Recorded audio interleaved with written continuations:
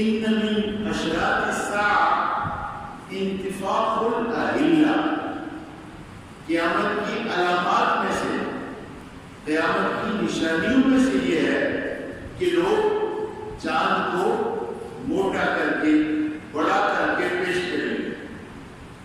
اب جیسے کہ لوگوں نے کہا کہ یہ تو دوسری کا لگتا ہے، تو ہمارے مفتیان نے اور روئے کے دار والوں نے یہ کہا یہ نہ دوسری کا لگتا ہے نہ دوسری کا ہے، یہ پہلی کا ہی چاند ہے اور پہلی کا ہی لگتا ہے۔ تو یہ تو رویت کے بارے میں نے آپ سے عرض کر دیا۔ اب قربانی، محترم بھائیوں، یہ قربانی سنت ہے، لیکن اس کا حکم واجب ہے۔ یہ یوں نہ سمجھ لیا جائے جیسے دو نفل پڑھے یا نہ پڑھے، ایسا نہیں۔ یہ سنت کس کی سنت ہے؟ عرض کیا گیا سرور کونین صلی اللہ علیہ وسلم کی خدمت میں، ما هذه الاضاحی یا رسول اللہ، اللہ کے رسول، یہ اضاحی اضحیہ قربانی کی جمع ہے کہ یہ قربانیاں کیا ہیں؟ تو آپ صلی اللہ علیہ وسلم نے ارشاد فرمایا سنت ابیکم ابراہیم، تمہارے باپ ابراہیم علیہ السلام کی سنت ہے۔ عرض کیا فما لنا فیہا، ہمارے لیے اس میں کیا ہے؟ آپ نے فرمایا بکل شعرۃ حسنہ، ہر بال کے بدلے میں جو قربانی کے آپ کے جانور ہیں ان کے جسموں پر جتنے بال ہوتے ہیں ان سب بالوں کے بقدر میں کیا۔ عرض کیا گیا فصوف یا رسول اللہ، اب بکری ہے اس کے جسم پر کم بال ہوتے ہیں، لیکن بھیڑ، دمبا، بیڈو، ان کی تو ماشاءاللہ بے شمار بال ہوتے ہیں جو ان گنت ہوتے ہیں، کسی مشین کے ذریعے گنے جا سکتے ہیں۔ اس میں کیا ہے؟ آپ نے فرمایا بِكُلِّ شَعْرَةٍ مِنَ الصُّوفِ حَسَنَةٌ، اون کے ہر بال کے بدلے میں لیکن، اور ارشاد میں قربانی کے ان دنوں میں خون بہانے سے بڑا کوئی نیکی کا عمل نہیں ہے۔ اور ارشاد میں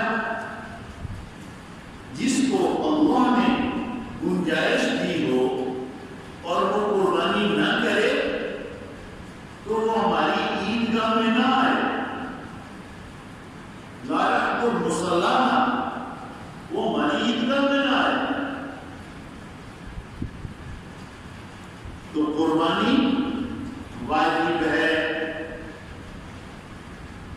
اس شخص پر جو مالدار ہے، جو مالدار نہیں ہے اس پر قربانی نہیں، نابالغ پر قربانی نہیں ہے، بے شک مالدار، مجنون، دیوانہ، قربانی نہیں ہے، بے شک مالدار۔ مسلمان ہونا، عاقل، بالغ ہونا، مرد ہو یا عورت، عورت مالدار ہے، عورت کے ذمہ قربانی ہے، مرد مالدار ہے، مرد کے ذمہ قربانی ہے، بالغ اولاد ہے، اپنا اپنا کماتے ہیں، اپنی کمائی میں خود مختار ہے، ان کے ذمہ قربانی ہے۔ اور میں تو چونکہ آپ ہی میں رہتا ہوں، لوگوں کے مسائل سنتا ہوں اور اپنے ساتھ مسائل پیش آتے ہیں۔ پچھلے دنوں کیونکہ مسائل کی تحقیق میں لگا رہتا ہوں، تو ہندوستان کے ایک بہت بڑے عالم، ان کی بات میں نے سنی اور میری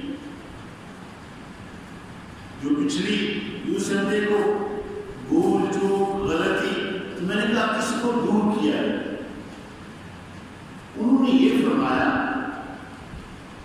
کہ جب تمہارے بچے بڑے ہو گئے، ایسا ہوتا ہے نا، آپ کی شادی ہوئی 20-25 سال تک آپ میں اولاد ہوتی رہی، پہلا بچہ آپ کا 25 سال کا ہو گیا اور آخری بچے وہ 25-30 سال کے بعد پیدا ہوئے، اب یہ بچہ جوان ہو گیا، آپ کے کام میں شریک ہو گیا اور وہ تو بھی کھیل رہے ہیں، انہوں نے تو بہت دیر کے بعد جا کر ساتھ ملنا ہے، تو کیا یہ جو 25 سال پہلے کام میں لگ گیا اور اسے 25 سال بعد پیدا ہو رہے ہیں، انہیں برابر مالک بنا دیا جائے؟ اس پر انہوں نے فرمایا کہ جب آپ کے بچے آپ کے ساتھ کام میں آ جائیں، آپ کاروبار کرتے ہیں، آپ کے کاروبار میں آ جائیں، تو سب سے پہلے یا تو اس کاروبار میں ان کا حصہ مقرر کرو کہ تم 10 حصے کے، 15 کے، 30 کے، 5 کے، 8 کے، جو بھی ہے، جو آپ مناسب سمجھتے ہیں وہ مقرر کرو۔ اگر یہ نہیں کر سکتے تو ان کی تنخواہیں مقرر کرو۔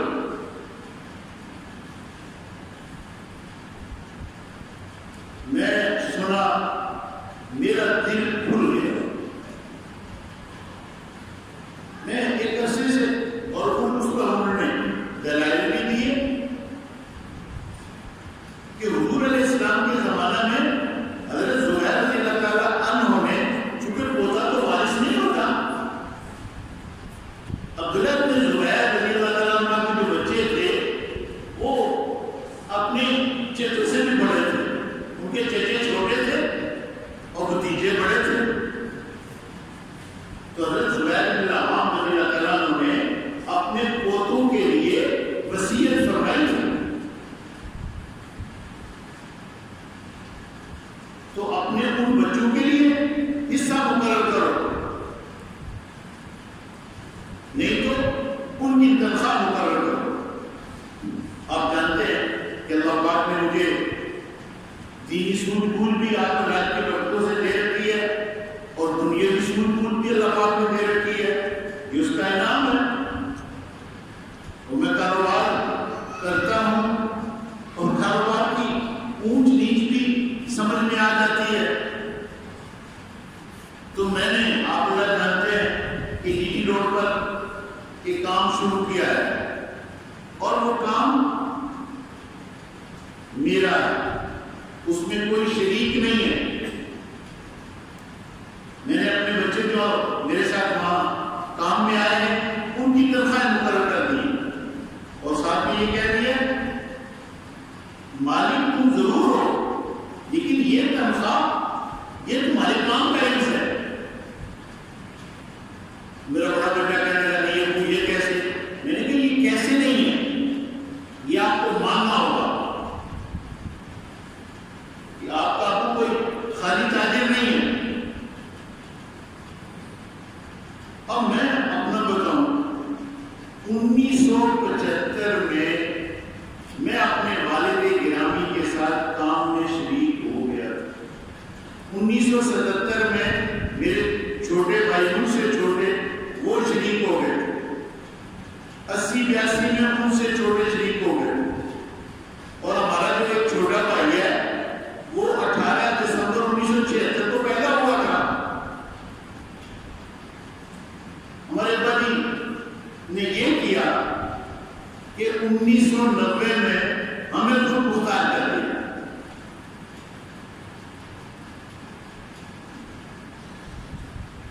تو جب بندہ خود مختار ہو جاتا ہے تو اس کی کمائی اپنی ہے۔ یاد رکھیے ترکے کی تقسیم ہوتی ہے اس کی جو باپ اور ماں کا ترکہ ہو، بھائیوں کی کمائی کی تقسیم نہیں ہوتی۔ جیسے ہمارے بھائی جاوید صاحب ساری عمر ہندوستان میں اور یہاں پڑھتے رہے، تو ان سے ہم کہیں گے کہ آپ اپنی کمائی اپنی بہنوں اور بھائی میں تقسیم کر دیں، یہ نہیں ہے۔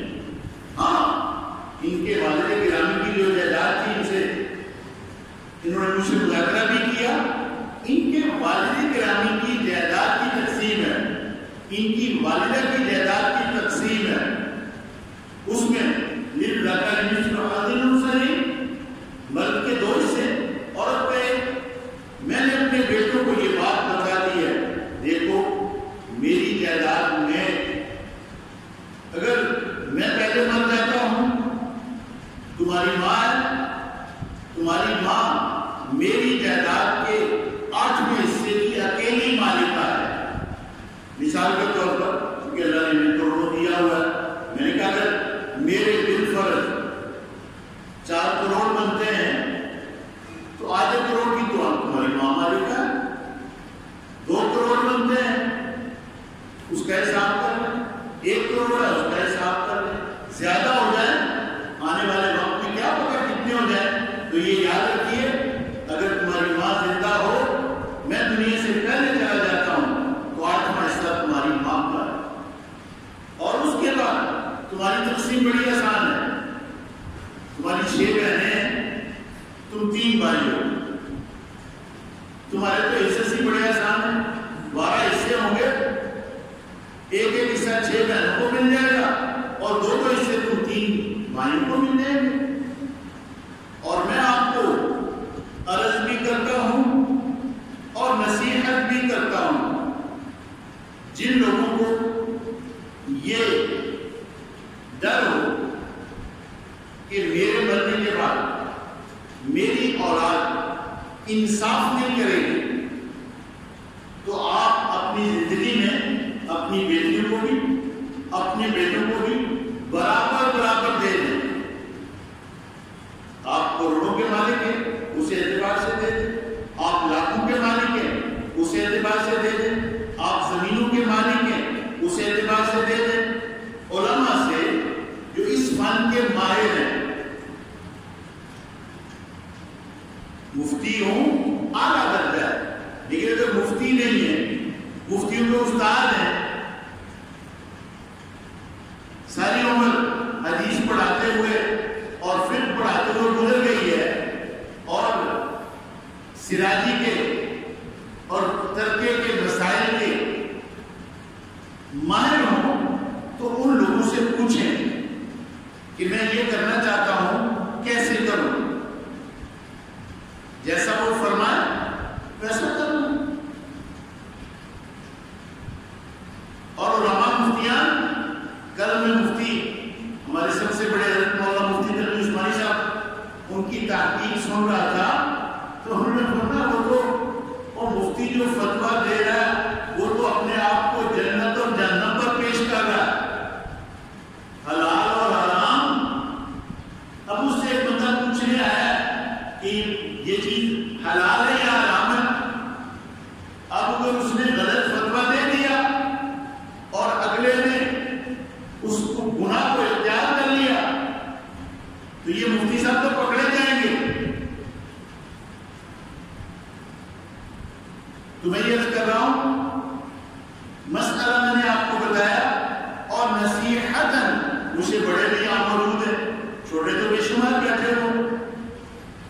جب ماں دنیا سے چلی جائے، باپ دنیا سے چلا جائے، تو جو ان کا ترکہ ہے، اگر باپ اپنی زندگی میں کسی کو کچھ دیتا ہے تو اس کے نام لگوانا ضروری ہے.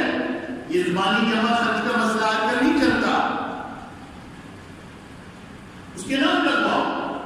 بیٹی کو کچھ دینا ہے اس کے نام لگاؤ، بیٹوں کو کچھ دینا ہے اپنی طرف سے آپ کو اختیار ہے، دوسروں کو محروم نہ کریں. یہ نہیں کہ محروم کریں. ہاں اگر آپ کی سمجھتے ہیں کہ ایک بیٹا بہت لائق ہے، ایک بیٹا PhD ہے اور دوسرا اسکول بھی نہیں گیا، تو ان کی رعایت آپ کر سکتے ہیں، لیکن ان کے لیے وصیت نہیں کرنی. یہ یاد رکھیے، دینا ہے تو زندگی میں دے سکتے ہیں، وصیت نہیں. جن کے حصے قرآن حکیم نے مقرر کر دیے ہیں ان کے لیے وصیت جائز نہیں کہ میرے مرنے کے بعد میرے بڑے بیٹے کو 1 کروڑ زیادہ دے دیا جائے. اپنی زندگی میں آپ کسی کو 1 روپیہ دیں، 8 آنے دیں، چارے لینے یہ اختیار ہے، لیکن یہ یاد رکھیے اس میں بچوں اور بچیوں میں فرق نہیں کرنا، زندگی میں برابر ہوتے ہیں۔ اور یہ بھی اس کی اجازت ہے کہ اگر کوئی آدمی اپنا سمجھتا ہے کہ میری موت کے بعد میرے ترکے کی تقسیم ٹھیک نہیں ہوگی، تو وہ اپنی زندگی میں وہ تقسیم جو حصص کے اعتبار سے للذکر مثل حظ الانثیین، مرد کے لیے 2 حصے، عورت کے لیے 1 حصہ یہ کر سکتا ہے، لیکن اس میں یہ ہے کہ ایسا نہ کرے کہ اپنی زندگی میں ایسی تقسیم کر دے کہ اپنے پاس کچھ نہ رہے، اپنے پاس اتنا رکھے جو اس کی ضروریات کے لیے کافی ہو اور بچوں کی طرف دیکھنا نہ پڑے۔ ماں باپ دیکھیں، آپ کی جو اولاد ہے نابالغ، آپ کی بیوی کا خرچ آپ کے ذمہ ہے شرعی طور پر، لیکن ماں باپ کا خرچہ یہ شرعی طور پر اولاد کے ذمہ نہیں ہے، لیکن خرچ کرے تو آپ اسے سنتے رہتے ہیں بڑا آتے بڑا آتے۔ وہ حضور علیہ السلام نے فرمایا انت ومالک لابیک، تو اور تیرا مال وہ تو ہے ہی تیرے باپ کا۔ تو جو اگلی عرض کرنا چاہتا ہوں، جن کے ماں باپ دنیا سے جب جائیں تعزیت سے فارغ ہو کر، اس کو لکھ لیں اپنی ڈائری میں، یہ جو بات میں عرض کر رہا ہوں، تعزیت سے فارغ ہو کر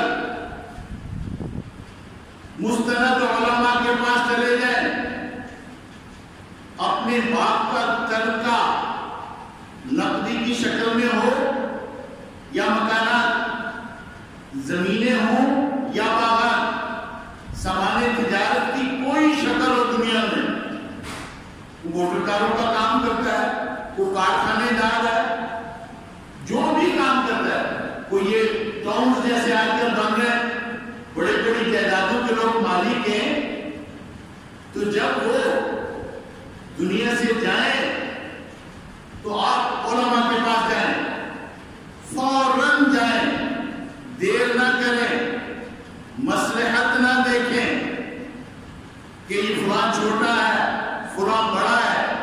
وہ ایک الگ بات ہے کہ جو چھوٹے ہیں ان کے کچھ ذمہ دار ہو جائیں جب تک کہ وہ بالغ نہ ہو جائیں، اور ان کا بھی قرآن حکیم میں مسئلہ لکھا ہوا ہے، وَابْتَلُوا الْيَتَامَىٰ، یتیموں کا بھی مال کھانا نہیں ہے، ان کے اوپر بھی نگران رکھنے ہیں۔ تو جب یہ آپ سہولت میں رہیں گے، آپ اپنے باپ کی جائیداد کو تقسیم کر لیں، جیسے میں نے کہا ماں موجود ہے تو 8واں حصہ اس کا، جب وہ بھی چلی جائے گی تو وہ بھی تمہیں ملے گا، للذکر مثل حظ الانثیین کے اعتبار سے، لیکن 8واں حصہ ماں کو دو اور باقی فوراً تقسیم کر دو، آسانی میں رہو گے، ورنہ آئے دن مشکلات اور ابتلا کی شکلیں اور امتحان کی شکلیں بنیں گی۔ کچھ کماتھو ہوتے ہیں، کچھ نکھٹو ہوتے ہیں۔ کماتھو ہوتے ہیں، وہ تو حضرت عبد الرحمن بن عوف رضی اللہ تعالیٰ عنہ کے بارے میں آتا ہے، جب مدینہ منورہ میں آئے تو جو ان کے ساتھ جن کی مواخات بھائی بنائے گئے تھے، انہوں نے کہا کہ میری 2 بیویاں ہیں، جو آپ کو پسند ہو میں طلاق دے دیتا ہوں، آپ اس سے نکاح کر لیں، یہ میرا کام کاج ہے، آدھا میرا آدھا آپ کا۔ انہوں نے آگے کیا جواب دیا؟ یہ آپ کا کام آپ کو مبارک، آپ کا گھرانہ، آپ کے گھرانے آپ کو مبارک، مجھے تو آپ صرف بازار کا راستہ دکھا دیں۔ ماہر تھے، اپنے کام کو کیا، چند دنوں کے بعد شادی بھی ہو گئی، بڑے تاجر۔ اور یہ جن کا میں نے حضرت زبیر بن العوام رضی اللہ تعالیٰ عنہ کی میں نے بات کی، ان کے بچوں نے کیا کیا کہ کہ یہ امانت دار بہت معروف تھے. لوگ ان کے پاس امانتیں لاکھوں میں ہزاروں میں رکھ جاتے تھے، درہم اور دینار. یہ آگے سے فرما دیتے میرے پاس امانتیں رکھنے کی کوئی جگہ نہیں ہے، کیونکہ امانت کا مسئلہ یہ ہوتا ہے جو پیسے کوئی دے وہی رکھنا، سونا اور وہی رکھنا، چاندی اور وہی رکھنا، جو بھی کوئی دے کے جائے اس میں خود تصرف نہیں کر سکتے. تو ایسا ہے تم امانت بطور فرض کر دو کہ یہ میرے ذمہ فرض. اب وہ اپنے کام میں لگاتے تھے. جب ان کا انتقال شہادت ہوئی تو اپنے شہادت سے پہلے اپنے بچوں کو بلایا اور کہا کہ مجھے لگتا ہے کہ آج میری شہادت ہو جائے گی، تو تم ایسا کرنا میری موت کے بعد مسئلہ بھی ہے کہ سب سے پہلے قرض باپ کا دیکھا جائے گا، قرض کے بعد پھر آگے دوسرے مسائل ہیں تجہیز و تکفین پہلا، اس کے بعد قرض کے بعد پھر آگے تقسیم ہے. تو سب سے پہلے میرا قرض اتار دیا. اب جب ان کی شہادت ہو گئی تو ان کی شہادت کے بعد حضرت عبداللہ بن زبیر رضی اللہ تعالیٰ عنہ نے جب قرضہ اکٹھا کیا جو انہوں نے دینا ہے تو وہ 22 لاکھ درہم بنا. ہمارے زمانے میں تو کروڑوں سے بھی اوپر چلا جاتا ہے. 22 لاکھ درہم. اب انہوں نے اپنے بھائیوں کو، ان کی 4 مائیں تھیں، 1 ماں ہو تو بھی 8واں حصہ اولاد کے ساتھ، 2 ہوں تو بھی 8واں ان کے درمیان تقسیم ہوگا، 3 ہوں تو بھی 8واں حصہ تقسیم ہوگا ان کے درمیان، 4 ہوں تو بھی 8واں حصہ تقسیم ہوگا چاروں کے درمیان. حضرت زبیر رضی اللہ تعالیٰ عنہ کی 4 بیویاں تھیں. عبداللہ بن زبیر کی گویا کہ ان بھائیوں کی اور ان کی بہنوں کی 4 مائیں تھیں. تو جب ترکے کی تقسیم کی بات آئی تو انہوں نے اپنے بھائیوں کو بٹھایا اور اپنی بہنوں کو بٹھایا کہ ہمارے باپ کے ذمہ قرضہ بہت، میں نے شمار کیا ہے تو اتنا قرضہ بنا ہے، تو ایسا کرتے ہیں پہلے اپنے باپ کا قرضہ اتارتے ہیں. اس کے لیے انہوں نے اندازہ کہا کہ بھی 3 سال تک تم بھی کام کرو میں بھی کرتا ہوں اور 3 سال کے بعد ہم آپس میں تقسیم کر لیں. اب جب 3 سال تک یہ موسم حج میں کھڑے ہو کر حضرت زبیر رضی اللہ تعالیٰ عنہ کے بیٹے اعلان کیا کرتے تھے 3 سال کہ ہم زبیر کے بیٹے یہاں ہیں، ہمارے باپ کے ذمہ جس کا قرض ہے ہم دینے والے ہیں. بخاری شریف میں ہے کہ جب 3 سال کے بعد قرض کی ادائیگی سے یہ فارغ ہو گئے اور مال کی برکات ایسے ہوتے ہیں ڈالر 100 کا پھر 150 کا، سونا 50,000 اب لاکھ، اس طرح پراپرٹی کے ریٹ، باغات کے ریٹ، جائیدادوں کے ریٹ ایسے بڑھے کہ ان کی جائیدادیں کتنی بنی کہ ان کی 4 ماؤں کے حصے میں 48 لاکھ درہم آئے. اب 8 کو جب آپ 48 لاکھ سے ضرب دیں گے تو یہ 3 کروڑ 84 لاکھ بنیں گے. اس میں 22 لاکھ درہم قرض، 4 کروڑ 3 کروڑ 84 لاکھ ہو گئے، 4 کروڑ 6 لاکھ حضرت زبیر رضی اللہ تعالیٰ عنہ کا مال ترکہ بنا تھا. لیکن یہ اس صورت میں کہ سب اکٹھے کام کر رہے تھے اور مال تقسیم نہیں کیا تھا، باپ کی جائیداد کو آگے بڑھا رہے تھے. تو باپ کی جائیداد کی تقسیم ہے. اگر بھائی کام کرنے والے ہیں تو بھائیوں کے حصوں کی تقسیم نہیں ہے. باپ کے مرنے کے بعد ایک نے کروڑ روپے تنخواہیں اپنی جوڑ رکھی ہیں تو باپ کے مرنے کے بعد کہتے ہیں ٹھیک ہے جی آپ یہ اپنی تقسیم ہمارے ساتھ کرو. ایسا نہیں ہے. صرف باپ کی زمینیں زرعی ہوں یا پلاٹس ہوں، گاڑیاں چلتی ہوں یا جہاز چلتے ہوں، دکانیں چلتی ہوں یا کچھ اور کوئی بھی کاروباری شکل ہے، تو یاد رکھیے باپ کے بھائیوں کی کمائی کی تقسیم نہیں ہے. وہ کمائی اس کی تقسیم ضرور ہے جو آپ نے بات کے ساتھ مل کر. پھر میں نے پہلے جو شروع میں عرض کیا، آپ ذرا جو بعد میں آئے ہیں وہ بھی سن لیں کہ جب آپ کی اولاد، آپ کے بیٹے آپ کے کاروبار میں آ گئے، شریک ہو گئے، تو انہیں مالک بنا کر نہ رکھو ساتھ کہ یہ مالک ہے، یہ مالک ہے. یہ غلط بات ہے.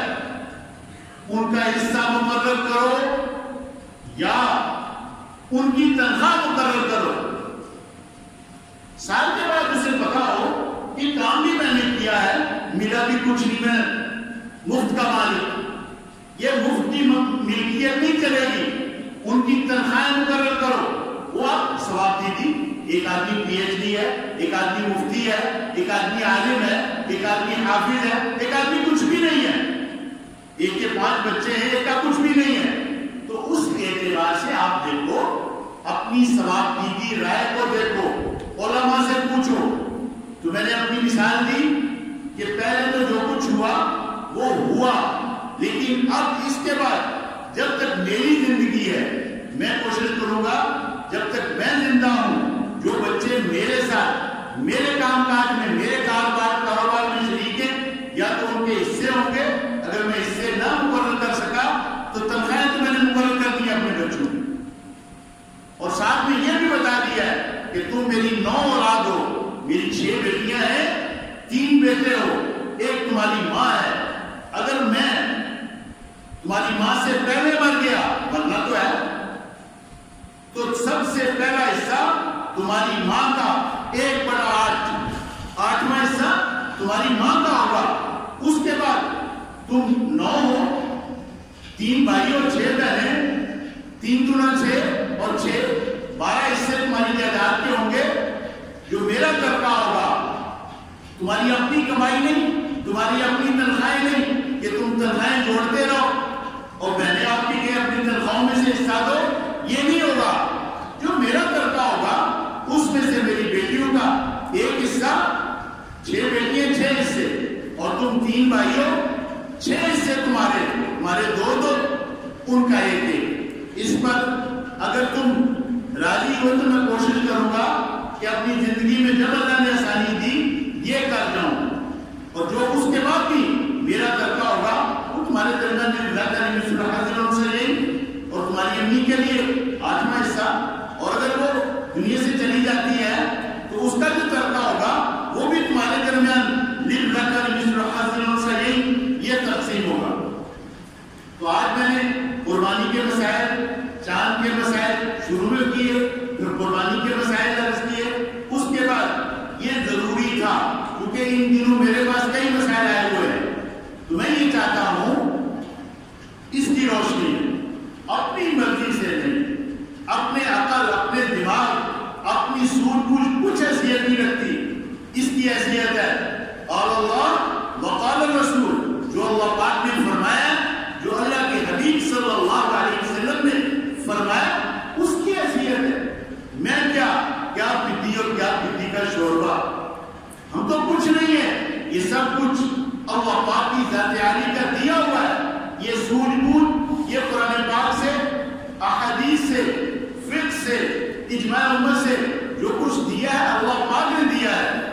اور اس میں عرض کرتا ہوں، اللہ سے بھی معذرت چاہتا ہوں کہیں کوئی ان مسائل کے بیان کرنے میں وہ غلطی ہو گئی ہے، اللہ پاک معاف فرمائے. اور جو صحیح کہا ہے اللہ پاک اس پر مجھے بھی عامل بنائے اور آپ حضرات کو بھی.